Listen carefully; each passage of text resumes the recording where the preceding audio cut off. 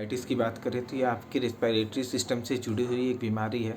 Bronchitis में आपकी सांस नली में इन्फ्लेमेशन हो जाता है, यानी कि आपको वहाँ पे स्वेलिंग देखने को मिलेगी, जिसकी वजह से वहाँ पे आपकी बहुत ज़्यादा सेंसिटिव होती है अंदर की सेल्स, उससे म्यूकस बहुत एक्स्ट्रा अमाउंट में सिक्रीट होने लगता है, यानी कि आपके गले में बहुत ज़्यादा बलगम बनने लगेगा। इसकी वजह से आपको शॉर्ट ब्रीथ आएगी, यानी बहुत जल्दी जल्दी हाफना जिसे हम कहते हैं, बहुत जल्दी जल्दी सांस लेना पड़ेगा।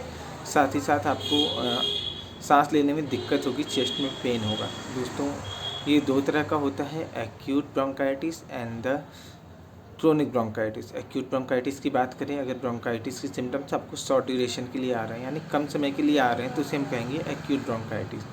अगर यही चीज़ बार बार हो रहा है, आपको एक्यूट ब्रोंकाइटिस बार बार हो रहा है और ये लंबे समय के लिए हो रहा है, तो इसे हम कहेंगे क्रोनिक ब्रोंकाइटिस। यानी कि एक्यूट अगर बार बार होता है तो उसे हम क्रोनिक ब्रोंकाइटिस कहते हैं, क्योंकि एक लॉन्ग ड्यूरेशन के लिए होता है।